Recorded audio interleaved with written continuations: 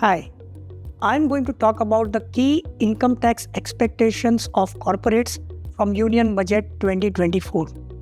Firstly, as far as the manufacturing sector is concerned, the government did quite well to provide a boost to the sector by announcing a concessional tax regime of 15% for newly set up manufacturing companies. That benefit, however, had a sunset date of 31st March 2024. Given that India is still to make a mark in the manufacturing sector at a global level, it may do well for the government to extend this benefit by at least 3 years.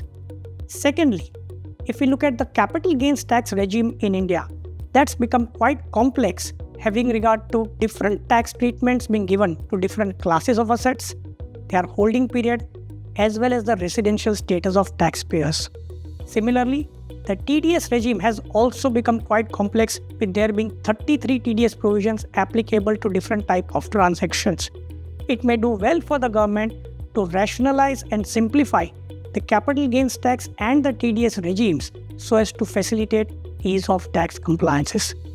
Thirdly, when we look at the tax dispute resolution landscape in India, on an average, tax disputes for corporates in India take anywhere from between 5 years to 20 years for resolution, leading to a lot of frustration amongst the taxpayers.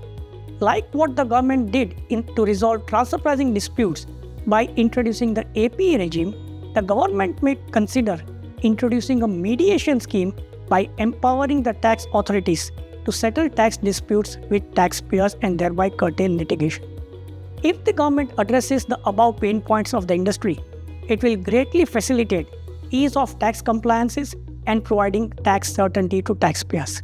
Thank you.